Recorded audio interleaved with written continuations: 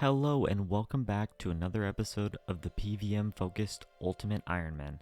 I tend to do a lot of explaining and descriptions of where I'm at and what I'm doing on the account in this episode, but if you would like to not see this in the future, if you want me to cut down on this type of content, please let me know in the comments below and I'll make adjustments in future episodes. As always, thank you so much for watching. I really appreciate it and I hope you enjoy. We have everything we need, so we go into building mode, and this pool is not useful, so that's not really why we're building it, but we're just building it to get this part of it out of the way, which is the initial build. And then I think upgrading it is super straightforward. As you can see, doesn't really take a whole lot. Just stamina potions and then per potions, which we'll have plenty of, and then super restores we'll be able to make very quickly as well. And yeah, that will be pretty much it. We'll be able to get to this portal as soon as we get the stamina potions. One benefit of grinding out all those crystal keys is that we did get quite a few fossils. We'll have plenty of currency to use the death storage on Volcanic Mine. We're officially ready for getting back into Slayer. Here's kind of what we're rocking with.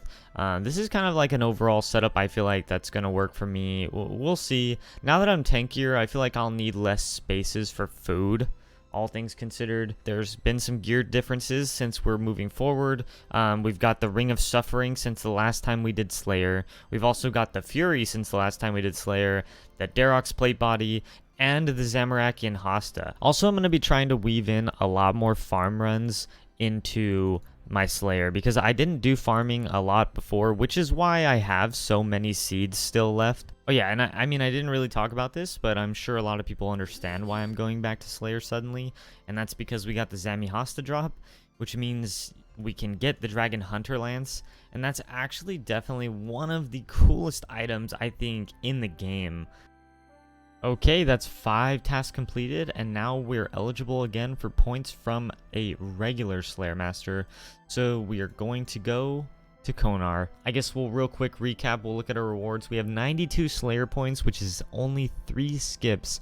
I did end up spending 75 points to complete the Mauritania Hard Diary, which we don't talk about, but and then this is what our blocks are looking like: Worms, Hellhounds, and Black Demons. So the 4th block will need to be Drakes, most likely. So let's actually just see. 139 jellies in the Fremnik Slayer dungeon. That is not bad. Not a bad task at all. So I forgot to mention, but another thing that I want to work on is getting the jaw from Basilisk Knights. So we do need to do the Fremnik Exiles quest for that. And I don't believe that quest is actually that hard, even though I think it is a master quest. The requirements are not that steep, so we should be able to get that. Alright, first superior back. I've never killed a superior jelly, so this is kind of unique. These look pretty crazy. It's got a full-blown skeleton in it. That's pretty funny. Maybe we'll get something good. Nope, nothing good. Alright, first hard clue during the task, so we're gonna go do this, and yeah, I remember this one. All right, first clue casket since being back. I have to block them 50 Anku. That's a pretty quick task, so not bad at all. We're gonna go do that real fast. Well, we got our first Kraken Tentacle, 29 KC, not bad. Well, we just got a Trident of the Seas full at KC 42. So that's pretty cool. Basically, when you already have a Trident, these are essentially just, free runes. I don't believe you get the GP back, but you do get death runes, chaos runes, and fire runes. So that is pretty nice. I lost the audio for this clip, but I was so stoked to get this drop from the hard clue scroll, because this is such a big item. Having a God D'hide top is really great for God Wars and other things, and overall it's just awesome that we got this drop. Alright, it's been a little bit since we've given an update, honestly. Kind of taking a break from the game. Not necessarily a break, but just kind of playing way slower, just kind of doing things relaxed. The previous clip you may have seen that I just did a hard clue and I got the Sardoman D'hide body, which is incredibly good. This is incredibly good because Black D'hide will be getting nerfed eventually, and I didn't get the Carol's top, so I actually think that this is probably just a better item for me to have than the Carol's top. The Carol's top definitely has much better magic defense bonus, which is great, but I think this is just overall a great item to have. And then we've just been farming a lot. So you can see that I have farmed all my Avanto seeds. So I'm at 1122 Avantos. And then we've got our other seeds, or our other herbs that we already had, and we're working on farming the irits now. So I'm doing farm runs as often as I possibly can.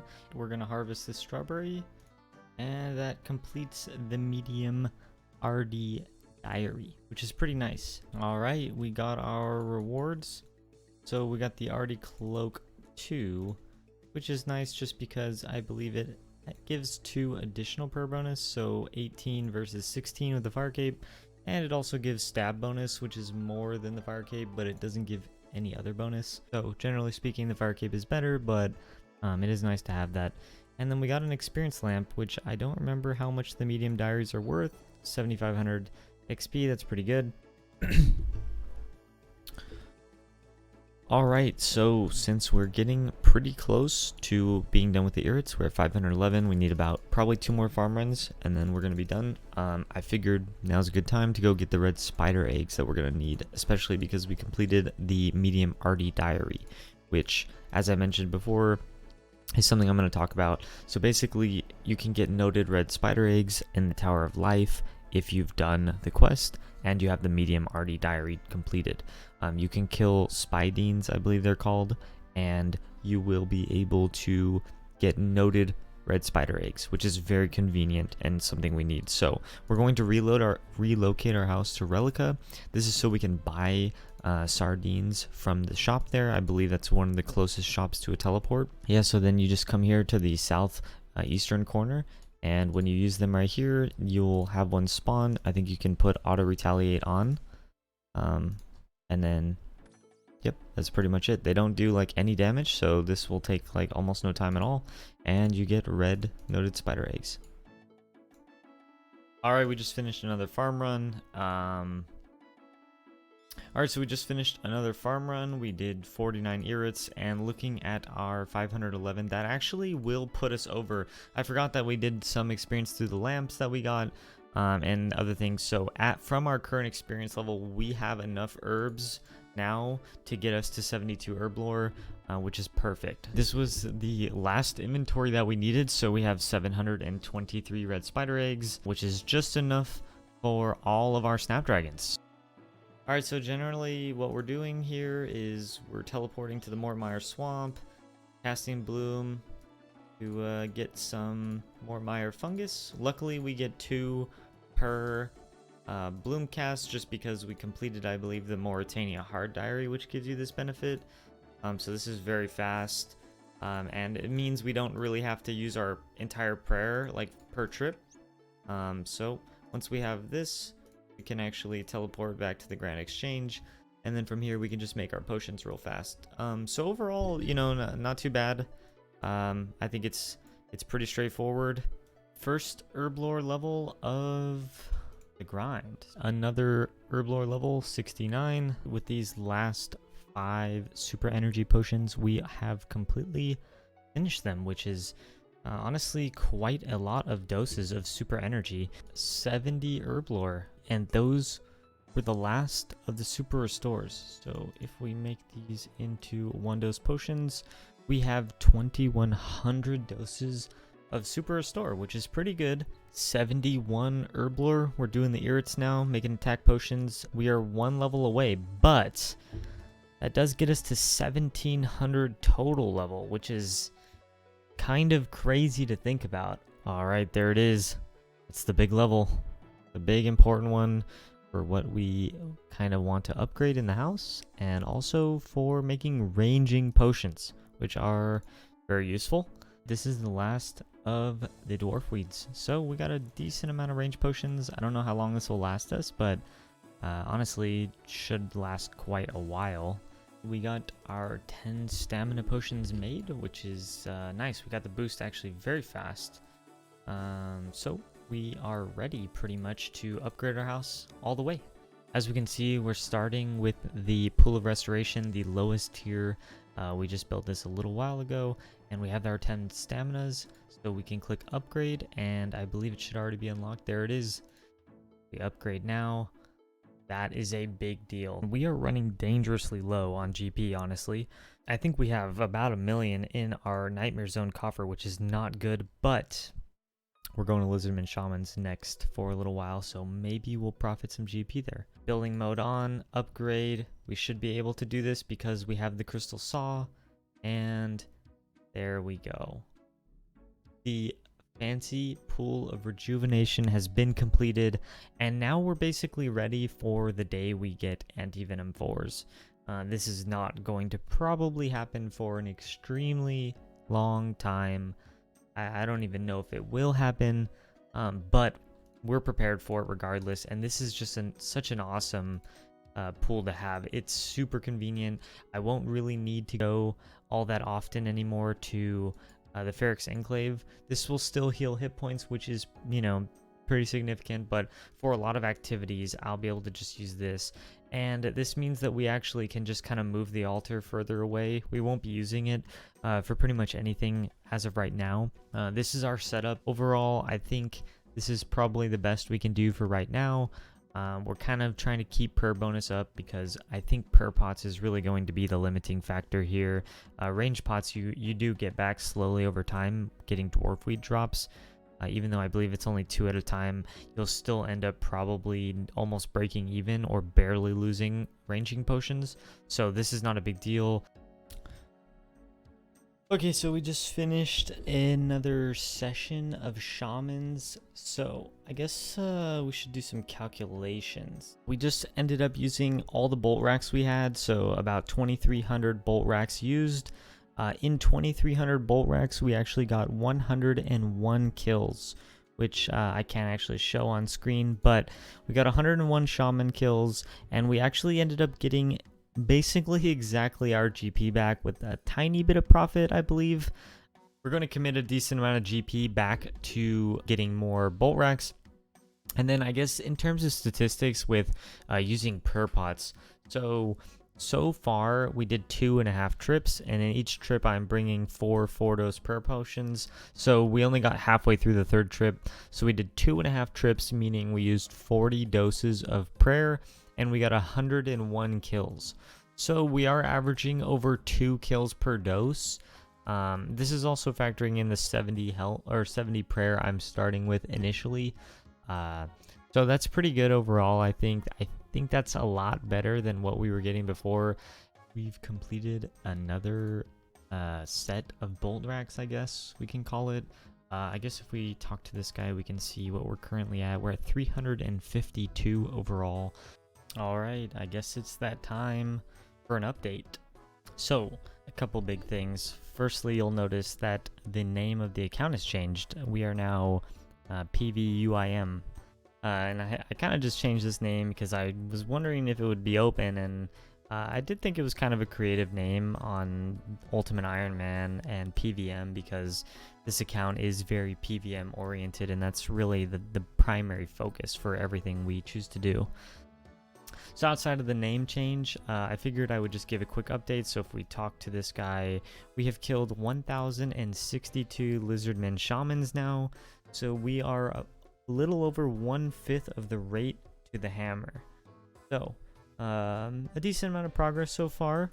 We have just been, you know, continuing on, doing it like normal. I'm liking this setup. I think it works.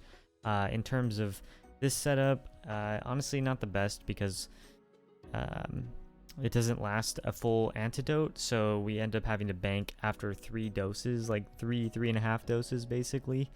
But overall not too bad. No, there it is, the first of probably many. First curved bone on this account. All right, we ended this trip a little early, but I'm going to bury the curved bone as my sacrifice to the lizard shamans so that I do not go as dry as I did on my other account. Please. Dragon Warhammer. Alright, so we kind of made the decision right now to just hop around and do something different. So I think I'm going to prepare myself to go back to Zulrah, which is going to take a little bit because we're going to need to do a few things before we do Zulrah, because I want to kind of set myself up a little bit better than last time. So if we look, we actually got a relatively decent amount of herbs. This is the herbs from roughly 13 or 1400 KC of Lizardman Shamans, picking up pretty much every herb. I don't think I missed any. So overall, not too bad. I thought that the Carol's Crossbow combined with the Shazian armor buff was going to be a contender with the blowpipe with Addy darts after it got nerfed. However, apparently it's the same, if not slightly better, from people's experiences that I've been asking in the chat.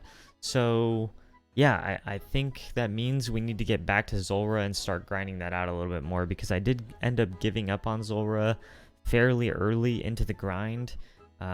If we check our KC. Yeah, if we check our Zulrah KC, it looks like it says 67.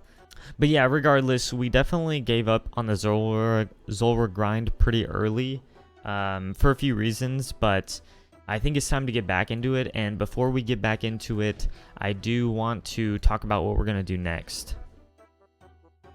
So what we're going to do next is kind of level ourselves up a little bit before we go into Zulrah. What we're going to be doing is trying to get to 93 magic.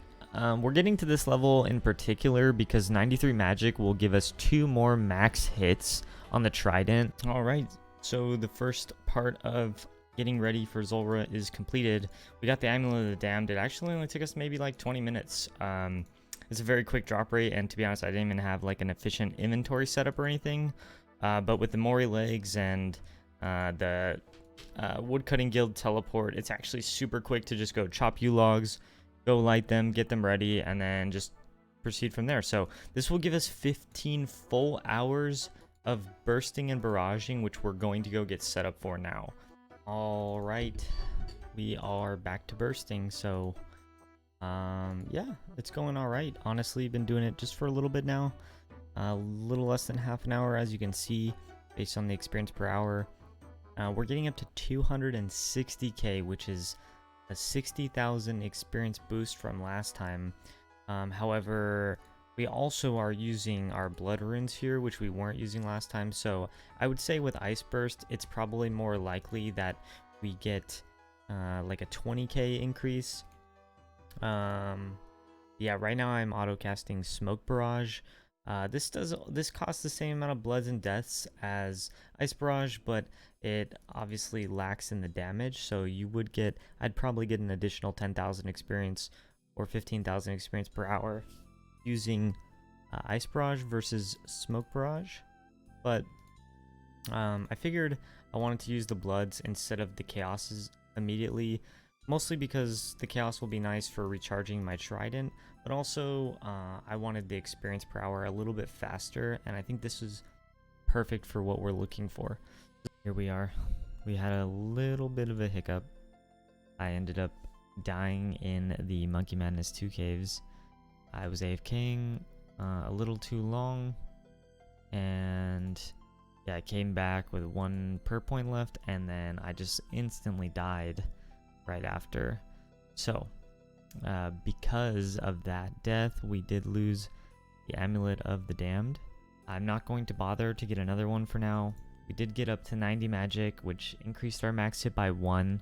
It's not really ideal or what I would have liked, but overall, we're going to just move on to Zulrah with these stats and see how it goes.